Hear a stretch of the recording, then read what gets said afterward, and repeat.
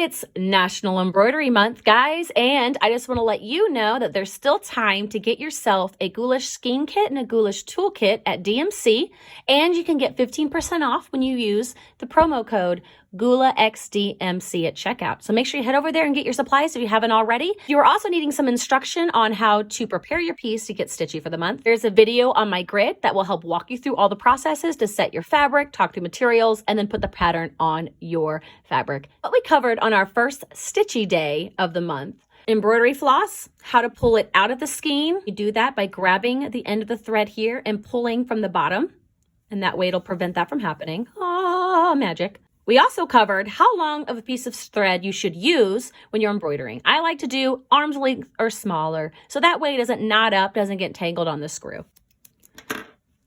Then I covered threading the needle. You can use a needle threader, or you can try to do it this way. It works for me, but it might take a bit of practice. I lick my thread, then I will pull it down, so that way it's barely peeking out of between my fingers here. Then I will take my needle and I will place it in between this little space here and then push it towards the thread.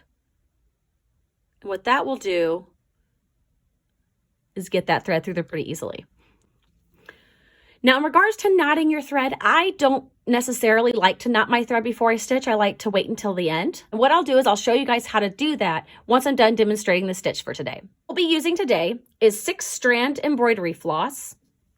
You don't have to worry about the color specifically, considering you might not be able to find a color that matches exactly. But if you want the code for the number, it's 3818. If you want to just stick with a dark Kelly green, that will work too. The needle I'm using is a chenille 22 needle. This is the one I like to use when doing most of the embroidery on this. That isn't stuff that is like the tapestry wool or the matte cotton and the thicker strands. Yeah, so let's get stitchy. Straight stitch, you're going to want to come up through the fabric, okay, from behind. Now, I like to anchor mine with my finger in the back here. Then you take your needle and you figure out what area you're trying to cover. So I'm wanting to do the grass here. So I know that I need to go from where I came up to the end, and that would be right here. And that, my friends, is a straight stitch. Probably the easiest stitch you're going to learn. So then you just keep filling it in. As you can see, I already filled in all of these for the live. I won't be filling in these here until after we're done with the sweater. And we're going to do that on top of the sweater. So we leave those blank for right now. All right, friends. And that is the straight stitch. Probably the easiest stitch you're going to learn this month. Great one to get started. Great one for those to catch up on if they're waiting to get their materials later on or are still trying to transfer their patterns. That's it for day one. Give yourself a hand.